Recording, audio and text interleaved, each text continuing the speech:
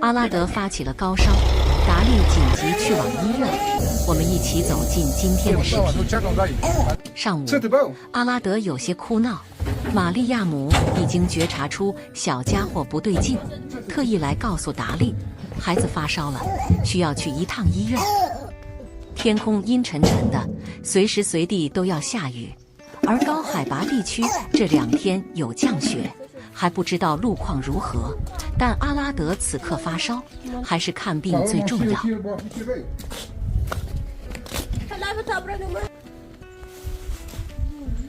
玛利亚姆一脸的焦急，达利也赶忙进到房间里，开始收拾外出需要带着的东西，要给阿拉德带点替换的衣服。因为没有汽车，出行不便，玛利亚姆为此事担忧。达利打算先回村，借一辆汽车开着进城。阿拉德一直在喊嗓子疼，看样子十有八九是扁桃体发炎了。好在他精神状态还算不错，可家里偏偏没有治疗相关症状的药，而且他们向来没有提前备药的习惯。不够。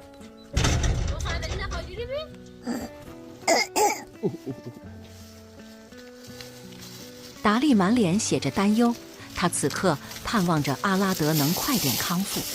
就在这时，玛利亚姆拿着阿拉德要替换的衣服从屋里走了出来。放眼望去，门口只有那辆拖拉机，无奈之下，他们只能开着它回村。刚刚下了一场雨，道路却因此变得糟糕透顶。去往达利家的路满是泥泞，每走一步都十分艰难。这样的出行方式对于阿拉德和玛利亚姆而言实在是暗藏风险，毕竟拖拉机并非专门设计的交通工具，还是买辆2手代步车，这是更为稳妥的选择。况且玛利亚姆已经学会了驾驶汽车，往后无论他们要前往何处，有车代步，带着阿拉德一同出行都会便捷许多。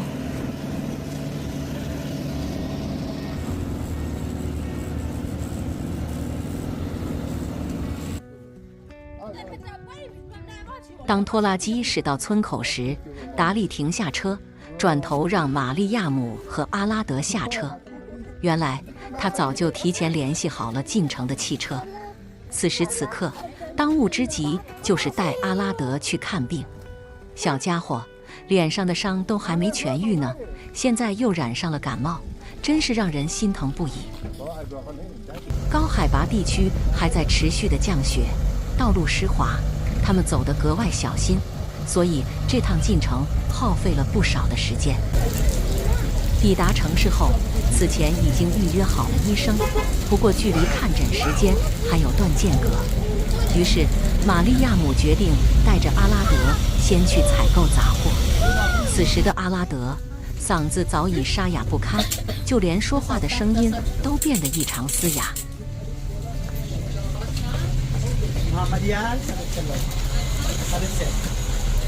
玛利亚姆先为阿拉德挑选了玩具，可爱的玩具瞬间吸引了阿拉德的目光。小家伙的精神头一下子就提了起来。玛利亚姆对阿拉德的小愿望是有求必应，不管是好玩的玩具，还是美味的零食，只要阿拉德看上了，玛利亚姆都会毫不犹豫地买下来。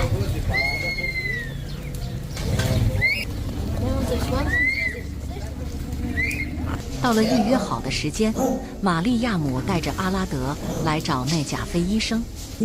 这位医生十分和善，一见到阿拉德就亲切地和他聊起天来，还对他吹哨子的本事赞不绝口。医生初步判断阿拉德可能是着凉才发起烧来。阿拉德穿的衣服太少了，抵御不了寒冷的侵袭。阿拉德乖乖地配合医生，十分听话。医生为他进行了检查。玛利亚姆说，阿拉德晚上咳嗽得很厉害。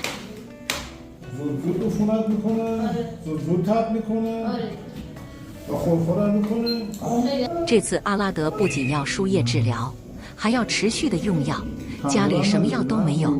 医生询问过后，给阿拉德开了处方。尽管内心满是恐惧，阿拉德还是努力让自己配合着打针。毕竟，打针可是每个孩子都打心眼里害怕的事儿。当尖锐的针头刺入皮肤，那股钻心的疼痛瞬间袭来，让他忍不住哇的一声哭了出来。不过，只有乖乖打完这针，自己才能快点好起来。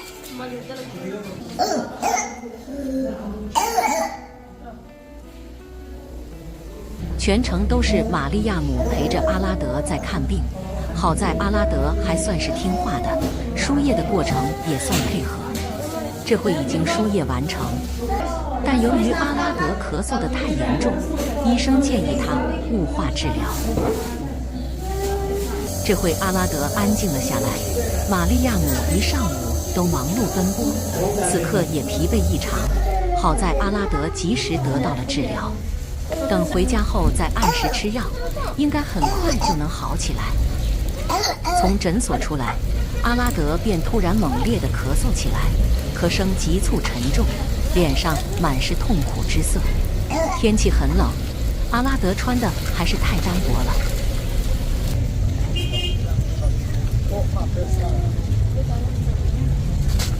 玛利亚姆带着阿拉德买了些生活所需，后来就和达利在街头碰面，他们准备去拜访帕丽莎。天空还下着淅淅沥沥的小雨，大家站在雨中相互问候。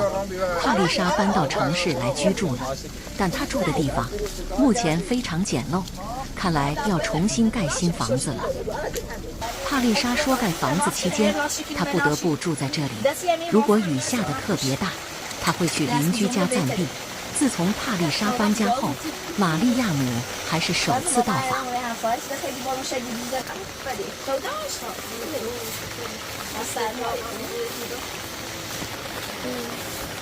帕丽莎的女儿燕子睡着了。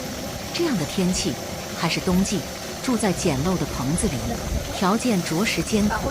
不过帕丽莎很快就能在城市里有属于自己的房子了。玛利亚姆也为她感到高兴。帕丽莎很热情，准备了热红茶，让他们喝杯茶，去除身体里的寒气。而玛利亚姆已经怀孕8个月了，用不了多久，她的女儿也即将出生。阿拉德状态看起来不错，没怎么咳嗽了。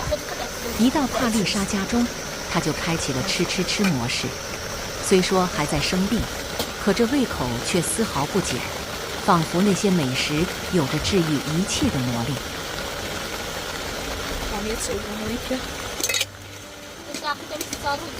帕丽莎提醒阿拉德要少吃点。本期的视频就到这里了，我们下期再见。